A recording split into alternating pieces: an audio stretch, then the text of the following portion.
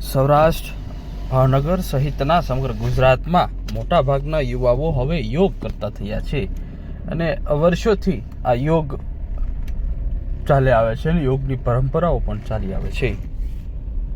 ભાવનગરની દીકરી જે યોગની અંદર ભારતનું પ્રતિનિધિત્વ કરી અને અનોખું નામ અપાવ્યું છે. જી, મારું નામ જાનવી મહેતા છે. હું યોગ ક્ષેત્રે છેલ્લા 20 વર્ષથી જોડાયેલી છું અને હાલ મારી એજ છે 25 વર્ષ છે અને યોગ ક્ષેત્રમાં મેં આંતરરાષ્ટ્રીય લેવલે ભારત દેશનું પ્રતિનિધિત્વ 8થી વધુ વખત કર્યું છે અને મિસ વર્લ્ડ યોગિનીનો ખિતાબ પણ જીત્યો છે.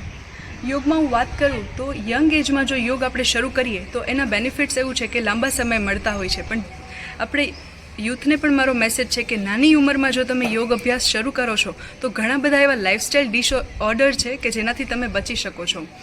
જેમ કે મહિલાઓની વાત કરું તો તેમાં છે પીસીઓડી, પીસીઓએસ, હોર્મોનલ ઇમ્બેલેન્સ અને ઇરેગ્યુલર પીરિયડ્સ જેવી સમસ્યાઓ હોય છે અને ભાઈઓમાં પણ એવી ઘણી બધી સમસ્યાઓ થતી હોય છે જેમાં યોગ ખૂબ ફાયદાકારક નીવડે છે.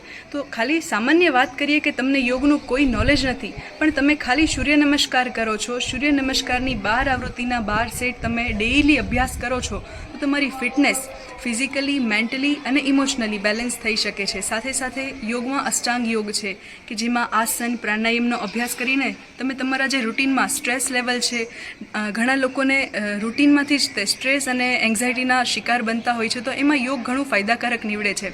અને સાથે વાત કરીએ તો આવનારા દિવસોમાં 21મી જૂન પણ આવી રહી છે, આંતરરાષ્ટ્રીય યોગ દિવસ. તો માત્ર એક દિવસ માટે નહીં પણ હરેક દિવસ આપણે યોગ દિવસ જ મનાવવો જોઈએ.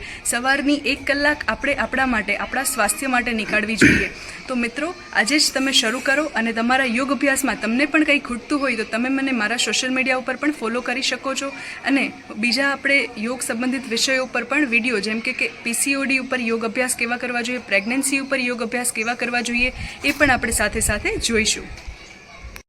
આ જાનવી મહેતાએ સમગ્ર દેશની અંદર પણ ગુજરાત અને ભાવેણાનું પ્રતિનિધિત્વ કર્યું હતું અને હાલ યોગને લઈને યુવાઓને અનોખો સંદેશો આપી રહી છે.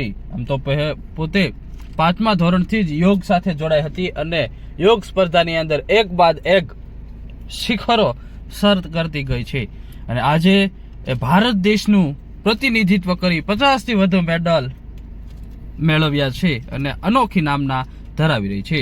ત્યારે આજે આ યુવતી આ યુવાઓ માટે કંઈક કહી જાય છે, આ યુવાઓ માટે કંઈક બોલીને જાય છે કે યોગ એ જીવનની અંદર ખૂબ જરૂરી અને મહત્વનું પાસું છે.